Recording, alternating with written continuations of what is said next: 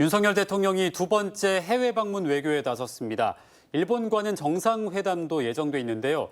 그런데 일본 언론에서는 정상회담이 불투명하다는 보도가 나오는 등 혼란을 빚고 있습니다. 네, 여기에 영빈관 신축을 둘러싼 논란 등도 불거지면서 대통령실에 대한 불안감은 여전히 해소되지 않고 있는데요.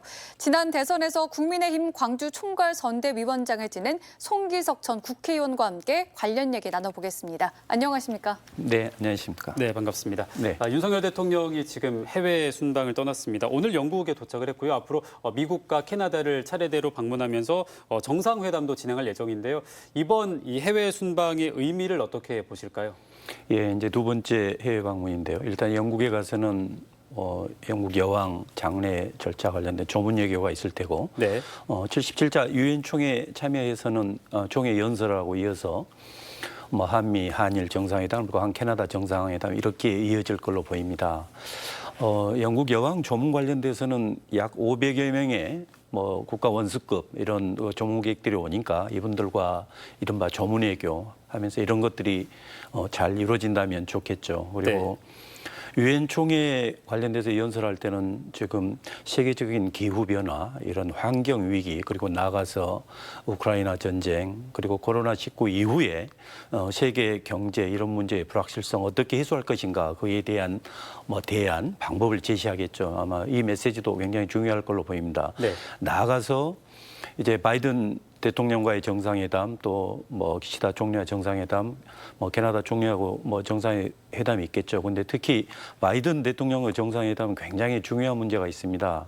지금 미국에서 인플레이션 감축법 이것 때문에 우리 특히 한국 전기 자동차 굉장히 위기거든요. 네. 지금 내년부터 당장 북미에서 생산하지 않는 전기 자동차는 약 1,000만 원에 이르는 보조금 지급이 안 되면 판매량이 뚝 떨어질 겁니다. 그런 문제가 있습니다. 이런 문제 그리고 지금 그 환율이 계속 오르고 있어 강달러 문제, 이 수화품 문제 이런 문제도 좀 의제로 다뤄서 잘 해결했으면 좋겠습니다. 네, 우선 말씀하신 것처럼 한미 정상회담이 좀 중요하겠고요. 예. 이어서 이제 일본과의 정상회담도 상당히 중요할 것으로 보여지는데요. 일각에서는 성사 여부에 대해서 좀 불투명하다라는 얘기도 있습니다. 어떻게 보십니까?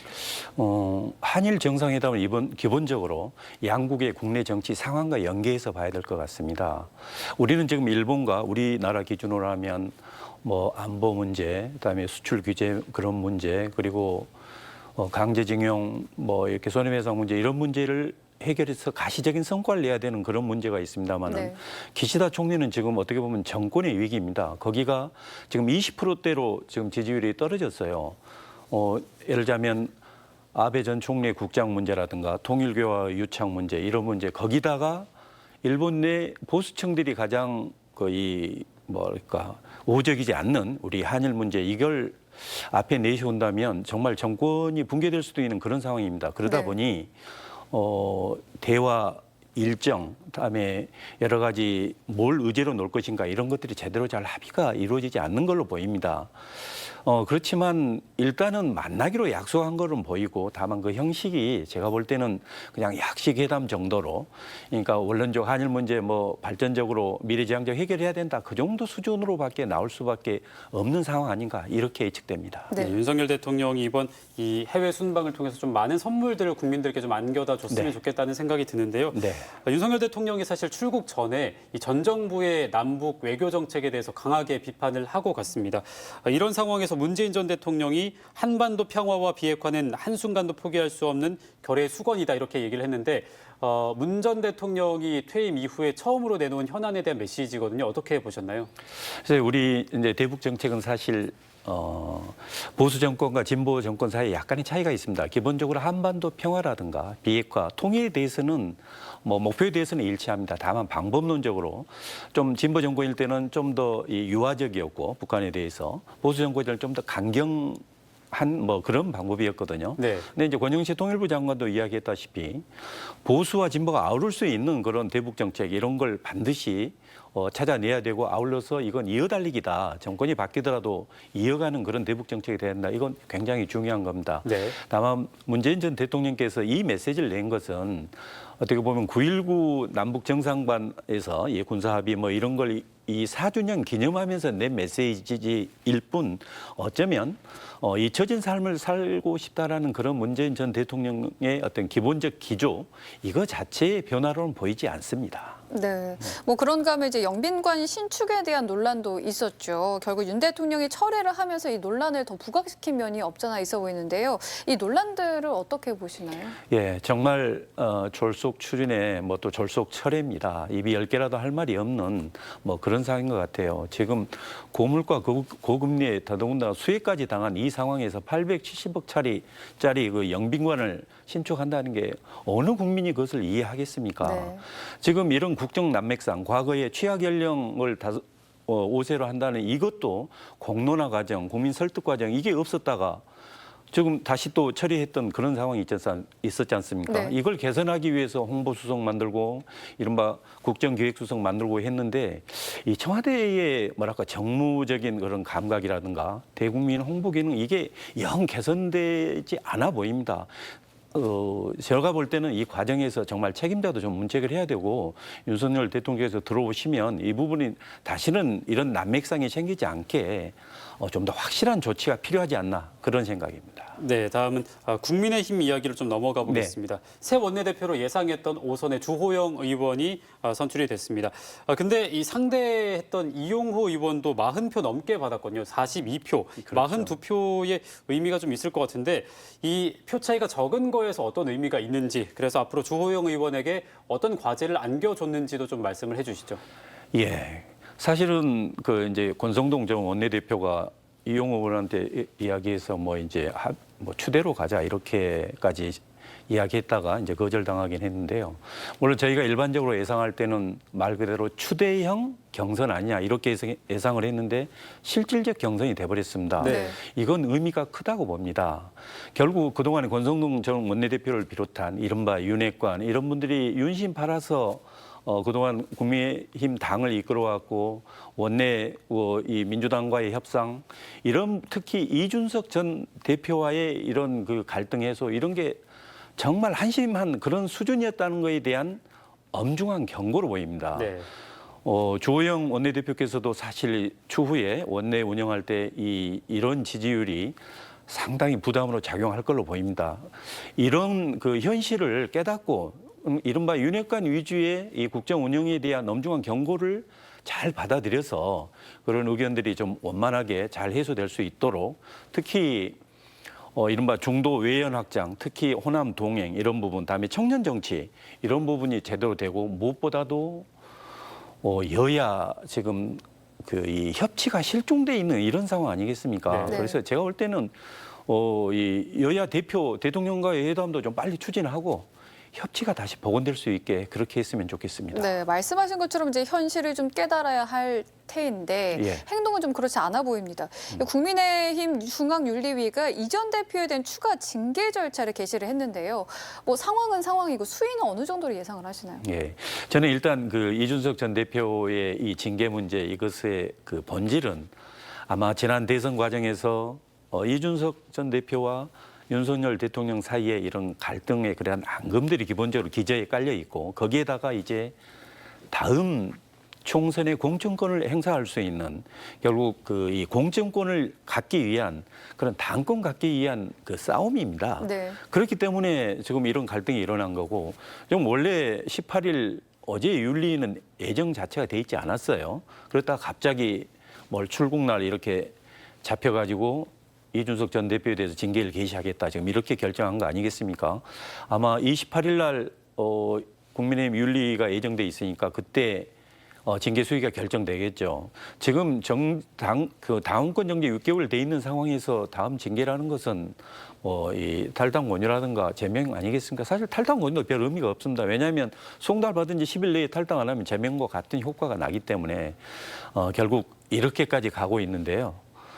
이게 정치적으로 해결하지 못하고 이렇게 강대강 이렇게 또 이 상대방을 죽이기 이런 그 징계 이런 건 너무도 안타까운 상황입니다. 네. 뭐 말씀하신 것처럼 이런 갈등이 점점 격화되고 있는데 그렇습니다. 이준석 전 대표는 또다시 효력정지 가처분 신청을 내겠다고 예고했습니다. 아마도 이 가처분 신청이 앞으로 좀 반복되지 않을까 싶은데요. 어떻게 좀 전망하시나요? 예, 지금 과거 주호영 비대위에 대한 가처분 신청은 사실 법원에서 대부분 인용이 됐습니다. 이제 정진석 비대위원장에 대한 가처분 신청은 제가 이제 법조인으로 보기엔 상황이 약간 다릅니다. 네. 왜냐하면 권성동 당시 원내대표가 이 비대위 체제로 전환하기 위한 당시에는 비대위원 9명 중에 5명이 비대위원으로 있었어요. 이제 그런 그 정상적인 상황에서 이 상황에서 비대위로 가버린다면 당원들 총회에서 선출된 이준석 전 대표에 대한 이런 이 대표성, 이 이른바 당원 민주주의, 자유민주적 정당의 기본 질서 이런 게 훼손됐다고 봤기 때문에 인용된 거고. 그러나 그 이후에 정진석 비대위가 출범했을 때 상황은 사실 민주당은 제가 보기에도 비상 상황입니다. 물론 상임정국위원회에서 당의 비상 상황에 대해서 다시 의결하고 이제 거기에 최고 유권 해석 기관이니까요. 그 이후를 절차를 거쳤기 때문에 제가 볼 때는 이번에 그 가처분 신청에 대한 결과는 아마 다를 가능성이 높습니다. 어쨌건 이준석 대표는 또다시 본인에 대한 징계에 대해서도 또 가처분 신청을 하겠다고 했는데요. 물론 중징계하면 가처분 신청이 뭐 인용될 여지도 있죠. 왜냐하면 양도구역 그런 비유적 발언, 신군부 이런 발언 가지고 과연 그렇게 제명까지 가는 게 적절한지. 그러나 이제 저는 여기서 지적하고 싶은 게 이게 지금 국민들은 집권 여당이 이 어려운 상황에서 이렇게 당권 싸움이나 하고 있는 이 피로감을 넘어서 지금 완전 짜증입니다. 네. 이게 정말 이래서는 안 됩니다. 국민의힘도 좀 이준석 대표뿐만 아니고 국민의힘 지도부도 정말 대우각성해야 된다고 생각합니다. 네, 양측 모두 비난을 피할 수는 없을 것 같습니다. 그렇습니다. 정치적으로 해결하지 못하고 있다라고 말씀을 예, 해주셨는데요. 그러니까 국민의힘의 미래가 사법부의 판단에 달려있는 형국이 됐잖아요. 네. 이제 변호사로서 또 국회의원으로도 활동을 하셨는데 어떻게 이 과정들을 보고 계신가요? 예, 결국 우리가 이제 지난 대선 과정에서도 숱한 약 100여 건이 넘는 고소 고발 기호 1번, 2번 측에서 이런 게 이루어졌습니다. 근데 지금 현재 우리나라에서 지금 여의도 정치에서 가장 큰 문제가 대화, 타협이 실종돼 있습니다. 네. 이게 결국 이제 사법의 정치화로 이렇게 이어지고 있거든요. 이것은 사실 사법부를 정쟁으로 끌어들이는 것밖에 안 되거든요. 예를 들자면 결국 이렇게 이런 이준석 전 대표 문제만 하더라도 이 결정을 조영 비대위의 운명을 법원에 맡겼잖아요. 그러면 본인들한테 유리한 결정 나오면 이게 타당한 결정이다 존중한다 이렇게 하지만 불리한 결정 나오면 이게 이른바 우리법연구원이 또 특정 지역 출신이라 그런다는 등 이래 또 비난을 가거든요. 그러면 또 사법 불신까지 이어지는 겁니다. 결국은 결국 사법 비용 이게 훨씬 더 이제 부담이 커지는 거죠. 네. 결국은 우리 여의도 정치에 있어서 대화, 타협, 토론 그거에 의한 당내 문제는 당내에서 해결할 수 있는 그런 정치의 순기능 이게 하루빨리 조속히 복원돼야 된다고 이렇게 생각합니다. 네, 변호사님께서 국민의힘에 대한 좀 쓴소리를 하셨는데 예. 국민의힘 비대위가 구성된 지가 얼마 되지 않았잖아요. 네. 비대위원 1명을 사실 구성할 때 혹시 변호사님께 연락이 가지 않았을까 하는 이런 좀 생각을 많이들 하시는 것 같더라고요. 어땠나요? 저는 연락받지는 않았습니다. 다만 제가 이제 제언드리고 싶은 것은 밀실이나 비선 형태의 추천 및 임명 이것은 바람직하지 않다고 봅니다. 네. 지금 이 국민의힘이 김정현 광주 시당위원장이라든가 전라남 도당위원장, 전북 도당위원장이 다 선출돼 있습니다. 공적인 조직을 통해서 지역을 대표할 수 있는 사람으로 그렇게 해서 공적으로 추천해서 그런 분들한테 역할을 맡기는 게 더 타당하다는 의견입니다. 네, 한편 이제 오늘부터 대정부 질문이 시작이 됐죠. 예. 벌써부터 이제 여야의 힘겨루기가 계속 이어지고 있는 모양이다라는 얘기가 나오고 있는데요. 앞으로 남은 기간에 이 대정부 질문 좀 어떻게 진행됐으면 하시나요? 예, 지금 오늘부터 4일간 대정부 질문하고 26일부터는 지금 교섭단체 대표연설을 하고 10월에 이제 국정감사하고 11월에 이제 예산심사로 이렇게 들어가고 있는데요. 지금 사실 정말 우려되는 게 있습니다. 이미 이재명 전 대표에 대한 이제 사실과 다른 선거 허위사실 유포로 해서 지금 기소가 돼 있습니다. 그리고 민주당에서는 윤석열 대통령 배우자 김경에 대한 거기에 대한 이 특검 법안이 또 발의돼 있습니다. 거기에다가 이른바 이재명 대표에 대한 사법 리스크 네. 이게 지금 대장동, 백현동, 성남FC 변호사 비용 대납 이게 또 계속 이어져 오고 있습니다. 그러면 그 어느 때보다도 서로 이어건 약은 아마 먹고 살자는 그런 형태의 정쟁으로 공격과 또 난무하는 그렇게 될 걸로 예측됩니다. 이러면 민생은 사라집니다.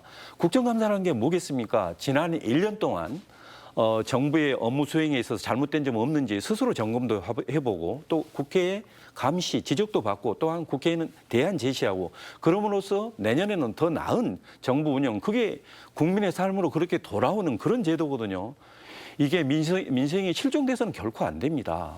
국정감사 본연의 그런 모습으로 그런 역할을 꼭 했으면 좋겠습니다. 네, 다음 마지막 질문인데요. 지금 정부가 긴축재정 기조를 내세우고 있는데 우리 지역의 예산 확보가 정말 중요한 상황에서 우리 지역 국회의원들 어떻게 좀 노력을 했으면 좋겠는지 짧게 답변 부탁드리겠습니다. 예, 지금 긴축 기조 중에 좀 광주 같은 경우는 900억 정도 증액돼서 이제 3조 2천억, 전남 같은 경우로 한 7천억 정도 증액돼서 이제 8조 2천억 정도가 편성돼서 사실 선방했습니다. 그러나 이제 우리가 아직 반영 안 된 예산도 있는데요. 이런 것들을 어떻게 하냐면 좋냐면 일단은 제가 이제 과거 경험에 살려서 이야기하면 광주 같은 경우는 대구나 부산, 전남 같은 경우는 경부나 경남하고 비교를 해보십시오. 비교를 해서 그 지역은 이렇게 예산이 배정되고 또 계속 예산이 유지되고 있는데 우리 예산 이거 반드시 필요하다는 이것을 잘 설득을 해야 됩니다. 그리고 나가서 이 단체장의 어떤 국회 지도부, 애결의 지도부하고의 협상뿐만 아니고 의원들이 하나하나 사업들을 잘 이해를 해서 그 부분들을 정부 당국자 이걸 잘 설득을 해야 될 것입니다. 그 부분 좀 잘 해냈으면 좋겠습니다. 네, 오늘은 송기석 전 국회의원과 함께 정치권 소식 살펴봤습니다. 오늘 함께해 주셔서 고맙습니다. 네, 감사합니다.